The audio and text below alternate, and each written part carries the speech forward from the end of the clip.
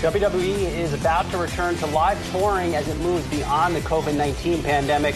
The company will start a 25-city tour in Texas in July, building up to its big annual event known as SummerSlam on August 21st. Joining us now for more is WWE Chief Brand Officer Stephanie McMahon. Stephanie, good to finally talk with you here. Talk to us about the return to live programming, live touring. Why is it so important to the brand? Well, it's so important to the brand because the live event is where our event really comes to life. You know, when you think about WWE superstars, they are akin to superheroes, except they're real, they're genuine, they're authentic. You can come see them in person. And I think we all discovered, you know, what the lack of audience really feels like when you don't have anybody in attendance. And for WWE, we are interactive. We feed off our fans' energy. They often dictate what happens in the ring, whether that's what we're doing physically or what we're doing verbally. They're a part of our show, and we just can't wait to have them back.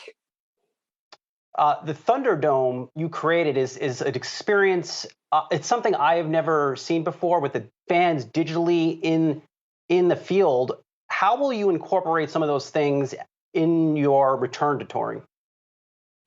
Well, to your point, WWE never went off the air during the pandemic. So we continued to produce 7 hours of live content at a minimum for our partners and especially for our fans. And we did learn a lot of lessons along the way. So in the fall, we had actually hoped of last year to be back at live events. And when we realized that wasn't going to happen, we doubled down. We invested in this virtual technology where we have now had nearly 1 million people all around the world sign up to be live. You know, the virtual seats were set up around the ring, almost like they were there. And it really did bring the spectacle back to WWE.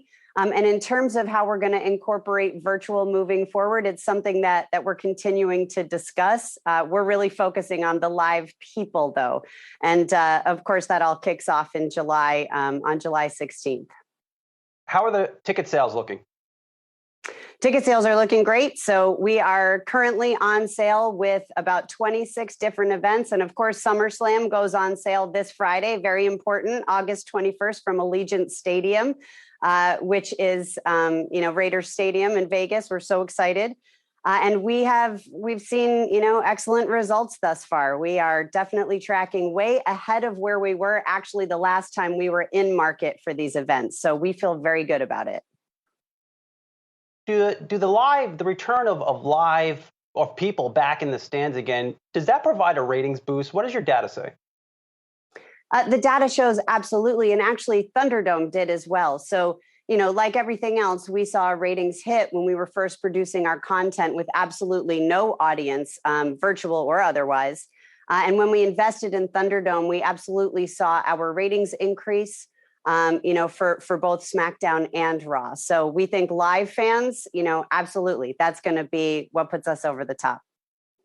WWE made a big shift during the pandemic, moving the WWE network to the Peacock streaming platform. How has the response been so far? Response has been excellent. One of the things, so WWE Network was our OTT in the States, direct-to-consumer platform, and we actually launched 7 years ago. So it was really Netflix, Hulu, WWE Network. Those were the big three. There were a few others as well, of course, but we had a lot of key learnings during that time. And now when you get to where we are present day and you look at all of the giant, tech streamers who are out there, and you have Apple, Amazon, Netflix, Disney, et cetera, we're not going to compete in the technology space. We're not a technology company. So we're going to double down on what we do best, which is content creation and storylines. And when you consider WWE Network was $9.99 per month, and now on Peacock, it's $4.99 per month, plus all of the incredible content that exists on Peacock, including the Olympics, The Office, you name it. So it's a lot more content, a lot more value for our fans, and we always want to provide the best possible value for our fans and consumers. Full and fair disclosure, Stephanie, I still spend a lot of time on the wrestling blogs. That's just what I do when I have a few spare minutes. Now, WWE has made some changes just on how it operates its business, restructuring some departments, some talent. Why did you make these changes? And did you learn that you could just do more with less coming out of the pandemic? Well, I think like a lot of media companies, we're in the process of transition and evolution. And when you consider the fact that we had 3 different media teams really doing a lot of the same work, we realized that there was a lot of duplication and inefficiencies. So it's really just being more prudent business people and looking at our business in a different way. Well, before I let you go, I had to ask, just from a fan perspective, when are you going back in the ring? I haven't seen a match with you in that ring since WrestleMania 34. Give it to us straight. Since Ronda, I think ever since Ronda Rousey broke my arm, I have a little PTSD. So I'm not sure when you're going to see me in the ring anytime soon, but I guarantee for SummerSlam, there's going to be a lot of surprises. Okay, well, hopefully maybe one of them is, in fact, you back in the ring. We will leave it there for right now. Good luck on the return to live touring. WWE Chief Brand Officer Stephanie McMahon, good to see you. Thank you.